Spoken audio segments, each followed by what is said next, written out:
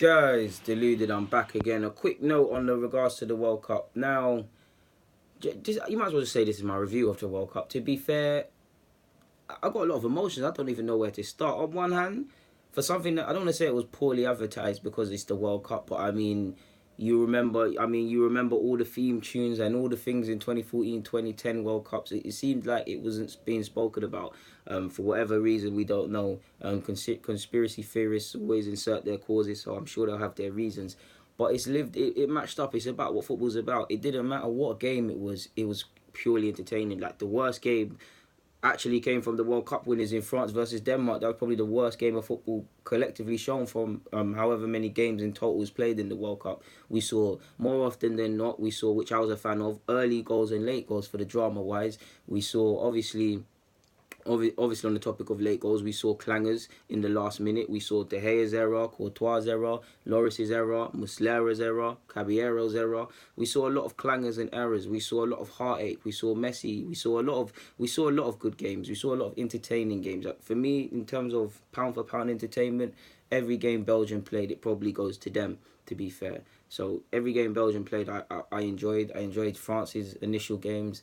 I enjoyed Japan versus Belgium, Switzerland versus Serbia, Brazil versus Mexico, Germany versus Mexico. So yeah, we saw everything, man. We saw late goals, early goals, a whole load of penalties, around 20 plus penalties, the most we probably saw. We saw a ridiculous amount of penalties.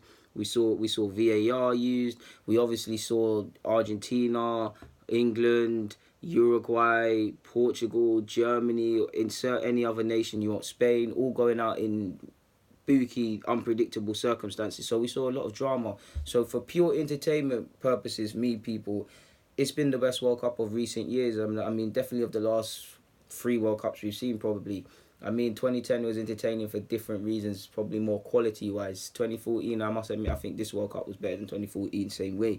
But I must admit, people, for as much as I was a fan of the World Cup, I mean, I know I didn't say as well. More often than not, both teams scored as well in games. So I know the people that that killing the bookies and stuff made a killing this year, this World Cup, and it flips it on its head. And this is what I tell you, lot: don't think you know football, because football has a way of humbling you. Like all of the geniuses, game after game, were completely dumbfounded by the results and the shockers and the things that were happening. So it was a very entertaining World Cup, and it's what the World Cup's about. And this is probably, I don't want to say it's the best World Cup, because for me it would probably be 02 that I've seen, quality-wise 2010. But out of memory and joy and what football is about, the emotions of drama, trials and tribulations, heartache, definitely the best, definitely one of the best, definitely the best, most entertainment. Now, my problem also has to be quality-wise. I do think quality-wise it was lacking. Like, for all the entertainment games, and you could say if it was entertaining, surely it be quality, DG, to which I say no, because, yeah, Kylian done his thing, and there was a couple others, a lot of the Spanish boys, for me in particular, were balling out, but quality-wise, it was lacking. It was France can only play who's ahead of them, and they were the one consistent side. But if you're honest, did France clear of anyone in the way they played? You'd probably say no. Did France play amazingly in any of the games? No. They showed expert game management and all of these things, yes. And I'm not digging out France, they're just the World Cup winners. Obviously, Spain, Germany, all of them flattered to deceive. For me, there was just a real lack of quality collectively, individually based on players, collectively and team-wise. It just weren't really quality in the sense that you look at 2010, Spain were a class above everybody. I don't really think there's been a class above anyone-wise. And if I was to, in terms of quality, I'd probably say I'm most impressed with Belgium. Martinez gets a lot of scrutiny, some right, some wrong. Some people class him as a joke man.